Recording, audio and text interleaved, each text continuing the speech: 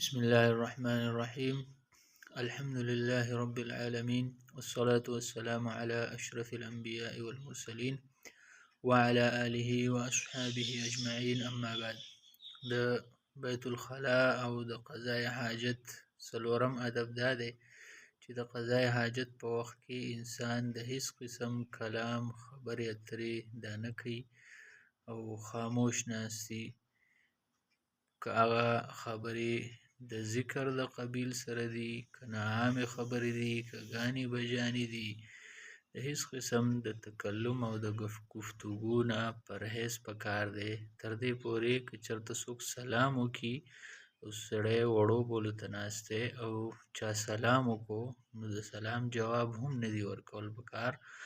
دا هم د یو روایت نه معلومیږي چې کوم امام مسلم رحمت الله علیه ذکر کړی دی د عبدالله ابن عمر رضی الله عنه په روایت سره، چې په هغې کې دا راځي چې نبی علیه الصلاة والسلام وړو بولو ته ناست و او یو سړي سلام وکړو او نبی علیه الصلاة والسلام د هغې جواب ورنکړو. بیا په طور خاص په دې زمانه کې واشرومونه، ټایلټونه دا پورې شوي دي او خلکو دغه ځای له لږه اهمیت ورکړی دی او په دغه کې ناسته زیاته خوښوي. نو په دې زمانه کې ډېر شي خلک داسې دي دغلته لاړ شي نو ګانې مانې شروع کړي. بعضې خلک داسې دي چې په ټلیفون باندې خبرې شروع کړي، بعضې خلک داسې دي چې ټلیفون نه واخلي میسیجینګ دا چلونه شروع کړي.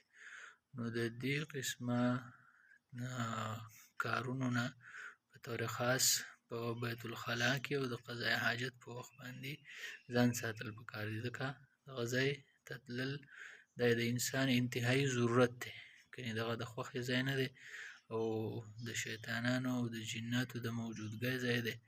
نو چې څومره زر انسان د دغه نه راوتی شي او څومره زر د دې حاجت نه ځان خلاصولی شي نو دغه زیاته غوره ده.